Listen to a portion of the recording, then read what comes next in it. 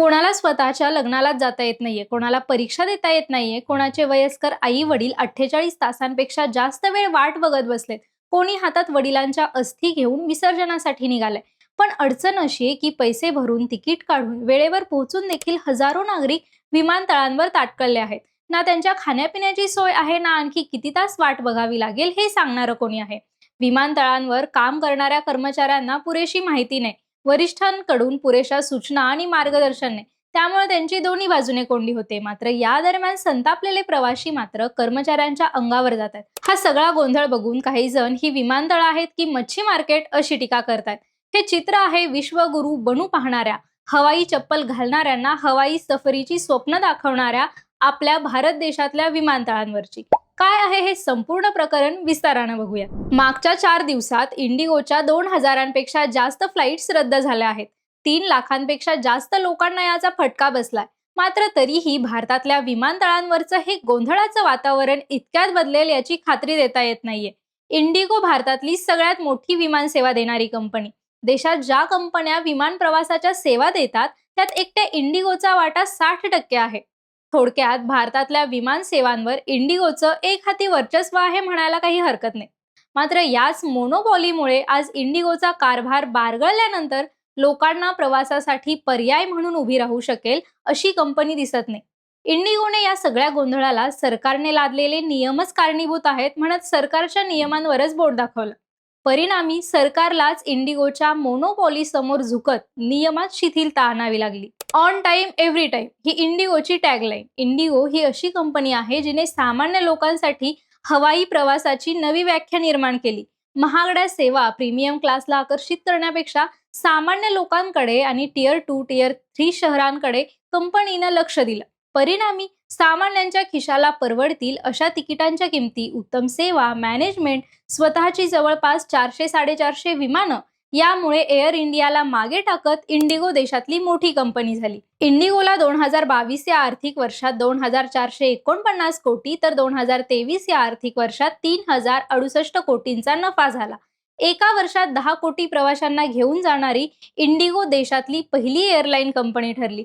पण मग हा गोंधळ नेमका कुठे सुरू झाला? इंडिगोच्या देशांतर्गत आणि आंतरराष्ट्रीय मिळून 2300 फ्लाइट्स दिवसाला असतात. आधी सांगितल्याप्रमाणे कंपनीकडे जवळपास 450 विमानं आहेत. याचा अर्थ एक विमान लँड झाल्यानंतर लगेच दुसऱ्या उड्डाणाची तयारी सुरू होते. हाच सगळा कामाचा बोजा फ्लाइट क्रू आणि कर्मचाऱ्यांवर येतो. विमान प्रवासातली सुरक्षा आणि कर्मचाऱ्यांवर पडणारा ताण या सगळ्याचा विचार करता काही नियम बनवण्यात आले. 2020 ला झालेला कोझिकोड अपघात आणि अनेक एअरलाइन्स युनियनच्या आंदोलनानंतर नागरी विमान वाहतूक महासंचालनालयाने म्हणजे DGCA ने हे नियम बनवले होते. त्या नियमांना फ्लाइट ड्युटी टाइम लिमिटेशन, शॉर्टमध्ये FDTL म्हणतात. हे नियम काय आहेत तर एअरलाइन्समध्ये काम करणाऱ्यांना माणसांसारखं वागवण्यात यावं असा हा नियम बनवण्यामागचा उद्देश होता. 7 दिवस काम केल्यानंतर सलग 48 तासांची विश्रांती, रात्रीच्या लँडिंगची मर्यादा 6 वरून 2 करण्यात आली. सलग नाईट शिफ्टवर बंधन घालण्यात आलं. सलग 2 पेक्षा जास्त रात्री ड्युटी करता येणार नाही असा नियमही बनवला. फ्लाईटच्या आधी 1 तास आणि नंतर 1 तास यापेक्षा जास्त वेळ काम करायचं नाही. कॅनडा, अमेरिकेसारख्या लांब पल्ल्याच्या फ्लाईट नंतर पायलटला 24 तासांची विश्रांती हे नियम होते. मात्र इंडिगो आणि इतर काही कंपन्यांना हे नियम मान्य नव्हते. हे नियम लागू करण्याआधी ज्यादा कर्मचाऱ्यांची गरज भासेल, हायरिंगची गरज भासेल, त्यामुळे टप्प्याटप्प्याने नियमांची अंमलबजावणी व्हावी अशी या एअरलाइन्सची मागणी होती. इंडिगोने 2 वर्ष यासाठी कोर्टात लढा दिला. यावर्षीच्या एप्रिलमध्ये दिल्ली उच्च न्यायालयाने निर्णय देत टप्प्याटप्प्याने नियमांची अंमलबजावणी करण्याचे आदेशही दिले. त्यानुसार DGCA ने पहिला टप्पा जुलैपासून लागू केला तर नियमांचा दुसरा टप्पा 1 नोव्हेंबरपासून. आता नियमांची अंमलबजावणी होण्यासाठी इतका वेळ मिळाल्यानंतरही इंडिगोने या दरम्यान मोठ्या प्रमाणात पायलट आणि क्रू मेंबर्स आणि विमानतळावरच्या कर्मचाऱ्यांची भरती करून घेणं आवश्यक होतं. पायलट संघटनांचे आरोप आहेत की कंपनीला नियम लागू करण्यासाठी 2 वर्षांचा कालावधी मिळूनही कंपनीने ना नवीन लोकांची भरती केली, ना आहे त्या लोकांच्या पगारात वाढ केली, ना त्यांच्या कामाच्या परिस्थितीमध्ये सुधारणा करण्यासाठी काही उपाययोजना केल्या. इंडिगोकडून या सगळ्यात जाणून बुजून दिरंगाई केली गेल्याची ही टीका होते. कारण इतर एअरलाइन्सने वेळेवर सगळी आवश्यक तयारी केली, तर मग इतके सोर्स, नफा आणि आवश्यक ती सगळी क्षमता असलेल्या इंडिगोला हे कसं शक्य झालं नाही? 1 नोव्हेंबर पासून नियमांची अंमलबजावणी सुरू झाली, तेव्हा DGCA आपल्या भूमिकेवर ठाम राहिलं.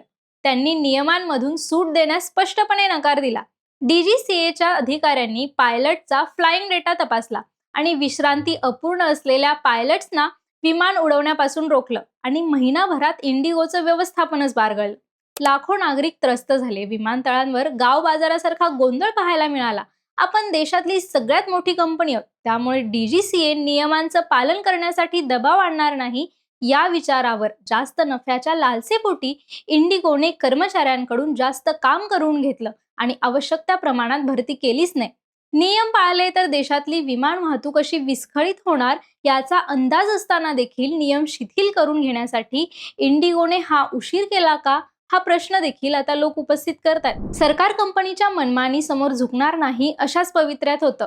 नागरी विमान वाहतूक मंत्री राम मोहन नायडू यांनी दिलेल्या माहितीनुसार नवीन FDTL नियम 1 नोव्हेंबर पासून सगळ्याच कंपन्यांना लागू झाले, परंतु इतर कोणत्याही एअरलाईनला अडचण आली नाही. यावरून स्पष्ट होतंय की चूक इंडिगोची आहे. त्यामुळे इंडिगो एअरलाईनच्या या निष्काळजीपणाची चौकशी करून योग्य ती कारवाई केली जाईल असंही ते म्हणाले होते. पण यानंतरही शेवटी झालं असं की सरकारलाच नमतं घ्यावं लागलं. इंडिगोने नियमांची अंमलबजावणी करण्यासाठी फेब्रुवारीपर्यंत वेळ मागितला आणि सरकारनं सगळं व्यवस्थापन सुरळीत करण्यासाठी नियमांची अंमलबजावणी करण्यासाठी इंडिगोला 2 महिन्यांची मुदतवाढ दिली. आता सरकारने नियमात शिथिलता आणली असली, कंपनीच्या मनासारखं झालं असलं तरी काही लगेच प्रवाशांचे हाल थांबलेत असंही नाही. डिसेंबर महिना हा पर्यटनाचा सगळ्यात मोठा हंगाम, मात्र त्यातच सुरू असलेल्या या गोंधळामुळे हाल होत आहेत ते मात्र सामान्य जनतेचे. पुणे मुंबई विमान प्रवास तिकीट जे आधी 5 ते 7 हजारांचं होतं तेच तिकीट आता 60 हजारांवर गेलंय. हा सगळा गोंधळ खरंच सरकारच्या नियमांमुळे झाला की इंडिगोने दुर्लक्ष केल्यामुळं? आणि या सगळ्या गोंधळात जे सामान्य लोकांचं नुकसान झालं, लोकांची नोकरी गेली, कोणाची खेळण्याची संधी गेली, कोणाची परीक्षा गेली, त्याची नुकसान भरपाई कोण आणि कशी देणार? या सगळ्याबद्दल तुमच्या प्रतिक्रिया कमेंटमध्ये कळवा आणि रोखठोक चर्चा या आमच्या YouTube चॅनलला सबस्क्राईब करायला विसरू नका.